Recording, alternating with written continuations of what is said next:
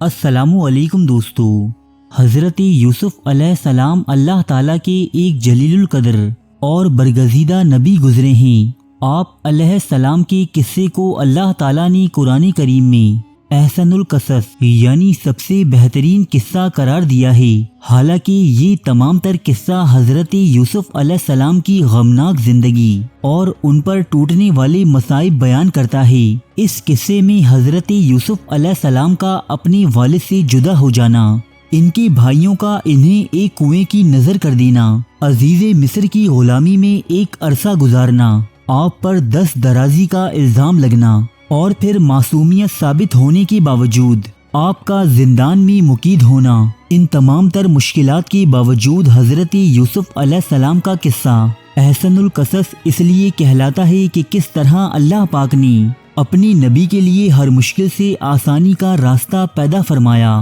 بازار مصر میں چند سکوں کے عوض بکنے والے حضرت یوسف علیہ السلام کو کس طرح بادشاہی مصر کا عہدہ ملا۔ وہ بھائی جو حضرت یوسف علیہ السلام سے حسد اور جلن کے باعث انہیں ایک کنویں میں پھینک آئے تھے، کس طرح آپ علیہ السلام کے سامنے ہاتھ پھیلانے اور آپ کا حکم ماننے پر مجبور ہوئے۔ حضرت یوسف علیہ السلام کا یہ قصہ دور حاضر کے انسانوں کو یہ سبق دیتا ہے کہ مشکلات چاہے کتنی ہی بڑی کیوں نہ ہوں، تمہارا پروردگار ہر شے پر قادر ہے۔ حضرت یوسف علیہ السلام سے منسلک ایک انتہائی دلچسپ اور حیرت انگیز قصہ زلیخا نامی ایک عورت کا بھی ہے۔ وہ عورت جو عزیز مصر کی بیوی تھی اور اسی نے حضرت یوسف علیہ السلام پر دست درازی کی تہمت بھی لگائی تھی، لیکن بہت سی تفاسیر اور اسلامی کتابوں میں یہ بیان کیا جاتا ہے کہ عزیز مصر بننے کے بعد حضرت یوسف علیہ السلام کی شادی اسی عورت یعنی زلیخا سے ہوئی اور زلیخا ہی سے آپ علیہ السلام کے ہاں 2 بیٹے بھی پیدا ہوئے۔ یہ واقعہ کچھ یوں ہے کہ جب وہ قافلہ مصر پہنچا کہ جس نے حضرت یوسف علیہ السلام کو کنویں سے نکالا تھا، تو ان لوگوں نے آپ علیہ السلام کو بحیثیت غلام بازار مصر میں بیچنا چاہا۔ حضرت یوسف علیہ السلام کے حسن و جمال کے سبب یہاں آپ کی قیمت بڑھتی ہی چلی گئی۔ یہ قیمت اتنی زیادہ ہوئی کہ کسی عام آدمی کے لیے آپ کو خریدنا ممکن نہ رہا۔ تب مصر کا وزیر خزانہ جس کا نام قطفیر اور لقب عزیز مصر تھا، اس نے یہ رقم ادا کر کے آپ علیہ السلام کو خرید لیا۔ عزیز مصر نے جب حضرت یوسف علیہ السلام کی سعادت مندی اور اعلیٰ اوصاف ملاحظہ کیے تو یہ آپ کو بڑی محبت سے اپنے گھر لے آیا اور اپنی بیوی زلیخا کو یہ تاکید کی کہ اس کے ہر آرام و آسائش کا ہر وقت خیال رکھنا کہ اس کی کسی طرح دل آزاری نہ ہو سکتا ہے کہ کسی دن ہم اسے اپنا بیٹا بنا لیں۔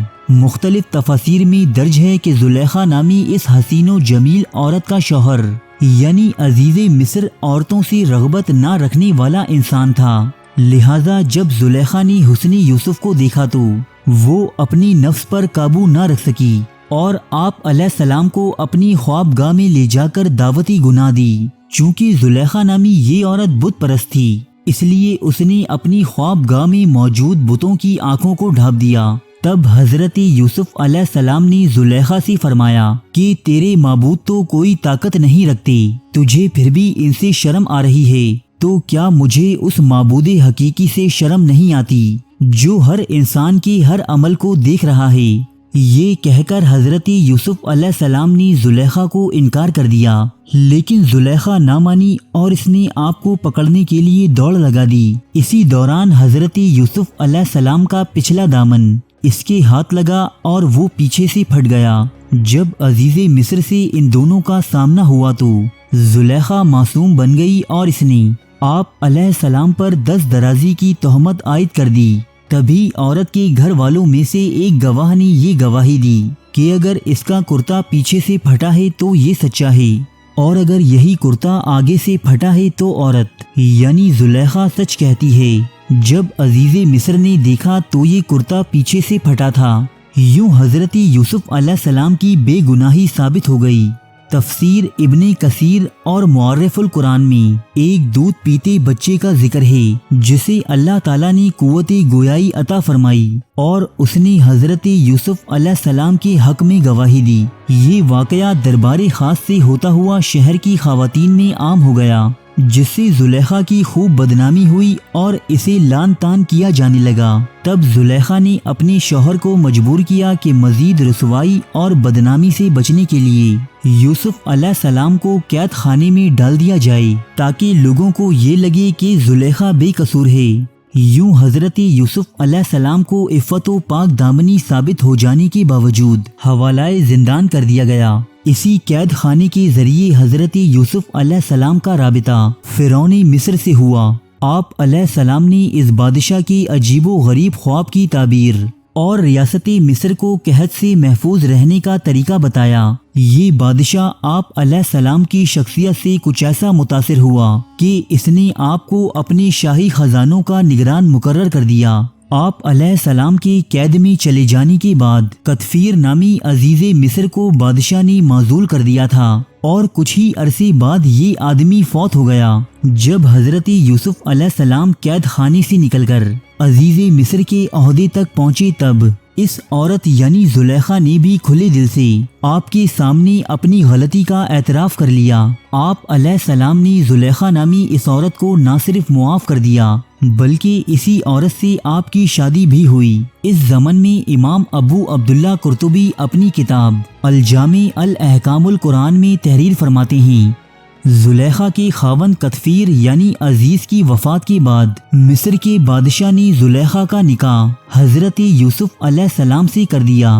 جب آپ زلیخا کے پاس تشریف لائے تو فرمایا، کیا یہ اس سے بہتر نہیں جو تو چاہتی تھی؟ تو وہ کہنے لگی کہ اے سچے یوسف، مجھے ملامت نہ کریں، میں حسین و جمیل نازوں میں پلی عورت تھی جیسا کہ آپ دیکھ رہے ہیں، اور میرا خاوند عورتوں کے پاس نہیں آتا تھا یعنی نہ مرد تھا، جیسا کہ اللہ نے آپ کو حسن دیا تھا، میرا نفس مجھ پر غالب آ گیا۔